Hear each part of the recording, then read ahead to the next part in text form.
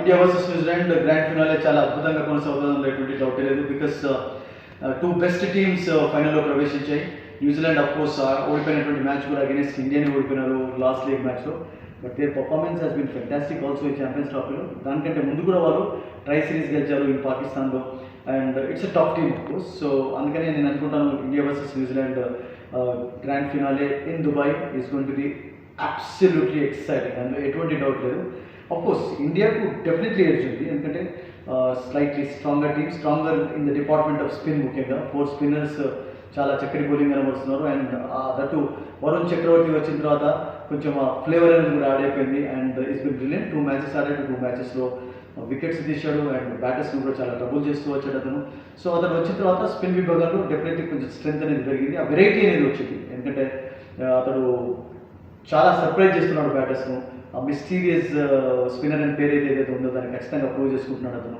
So India బ్యాటింగ్లో కూడా of course little స్ట్రాంగ్గా కనబడుతుంది, ఎందుకంటే ఇండియా బ్యాటింగ్ లైనప్ చాలా డీప్గా ఉంది. న్యూజిలాండ్ కూడా ఉంది, కానీ జడేజా వరకు వండర్ఫుల్ లైనప్ ఉంది ఇండియాకు.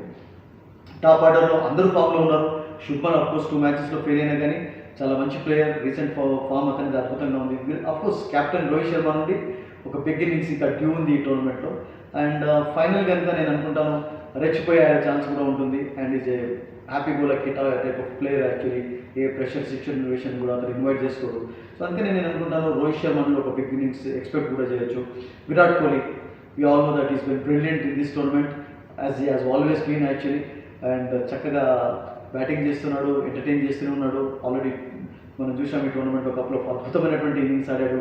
అండ్ శ్రేయస్ అయ్యర్, అక్షర్ పటేల్ అండ్ రాహుల్ కూడా మిడిల్ ఆర్డర్లో బ్రహ్మాండంగా ఆడుతున్నాడు. ముఖ్యంగా శ్రేయస్ విషయం కూడా చాలా చెప్పుకోవాలి. ఒక స్పెషల్ ఎపిసోడ్ కావాలి అతని బ్యాటింగ్ విషయం చెప్పుకోవాలంటే. మంచి రెస్పాన్సిబిలిటీ తన షోల్డర్స్ పైన వేసుకొని టాప్ ఆర్డర్ ఫెయిల్ అయినప్పుడు వండర్ఫుల్ బ్యాటింగ్ చేస్తున్నాడు అతను. And Hardik Pandya as an allrounder as been brilliant.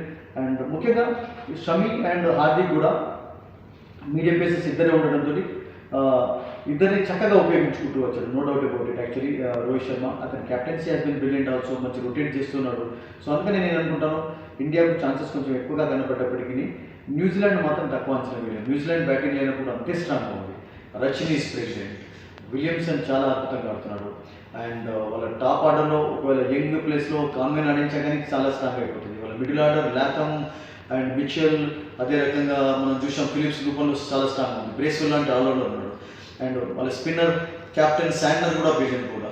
So అందుకని వాళ్ళ టీం కూడా చాలా స్ట్రాంగ్గా కనబడుతుంది. పేస్ డిపార్ట్మెంట్లో నేను ఏమనుకుంటానంటే కొంచెం అడ్వాంటేజ్ ఎక్కువగా ఉంది. సో ఆడే పిచ్ పాకిస్తాన్